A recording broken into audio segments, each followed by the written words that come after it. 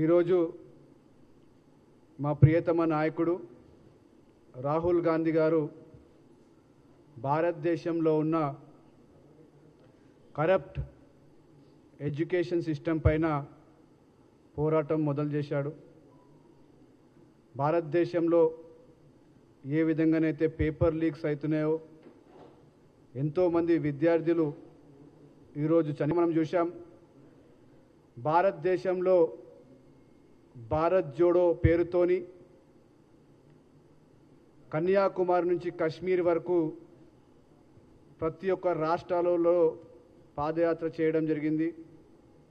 ఆ ఒక పాదయాత్ర సమయంలో అనేక వర్గాల వారిని రాహుల్ గాంధీ గారు స్వయంగా కలుసుకొని వాళ్ళు పడుతున్న బాధలు కావచ్చు, ముఖ్యంగా భారతదేశంలో ఉన్న నిరుద్యోగుల గురించి అనేక యువకులతోని కూడా రాహుల్ గాంధీ గారు కలిసి మాట్లాడడం జరిగింది.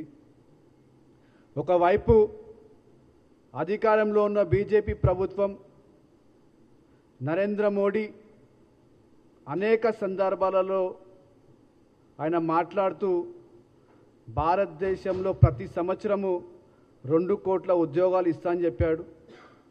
కానీ దాదాపు 12 సంవత్సరాలు పూర్తయినప్పటికీ కూడా కనీసం ఉన్న కొంతమంది ఉద్యోగాలు కూడా పీకేసే పరిస్థితిలో ఈరోజు బీజేపీ ప్రభుత్వం ఉంది. మరి చాలా పెద్ద ఎత్తున కూడా ఈరోజు బీజేపీ సంబంధించిన పార్టీ వాళ్ళందరూ కూడా నరేంద్ర మోడీ చేసిన 12 సంవత్సరాలు పూర్తయిన సందర్భంలో అనేక సంబరాలు చేసుకుంటున్నారు. వాళ్ళు ఆ సంబరాలు చేసే ముందు నరేంద్ర మోడీ భారతదేశాన్ని నిజంగా కూడా ఏం చేసిండో ఒకసారి వాళ్ళందరూ కూడా ఆలోచించాల్సిన ఎంతో అవసరం ఉందని కూడా చెప్పదలుచుకుంటున్నాము. ఎందుకంటే ఈరోజు ఎంతమంది మహానాయకులు భారతదేశాన్ని నడిపారో మనందరికీ తెలుసు. మనం చూసినట్లయితే గతంలో పండిత్ జవహర్ రాజీవ్ గాంధీ గారు కావచ్చు, ఇందిరాగాంధీ గారు కావచ్చు, కేవలం ఒక భజన చేసుకొని వాళ్ళు చేసిన సంక్షేమ కార్యక్రమాల పేర్లు మార్చుకొని 12 సంవత్సరాల గడువును పూర్తి చేసుకున్నారు. ఈరోజు కూడా మనం చూసినట్లయితే ఒక ఓటు చోరీ ఏ విధంగా వాళ్ళు ఓట్లను దొంగతనం చేస్తారో ఈరోజు మొత్తం భారతదేశంలో మనం చూసినాం. మొన్న జరిగిన వెస్ట్ బెంగాల్ ఎలక్షన్ దానికి ఒక ఉదాహరణ.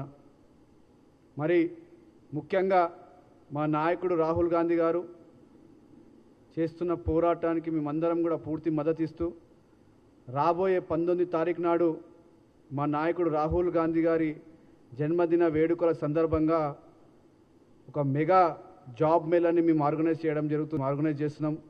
దాదాపు 100 పైన కంపెనీలతోని కూడా మేము మాట్లాడడం జరిగింది.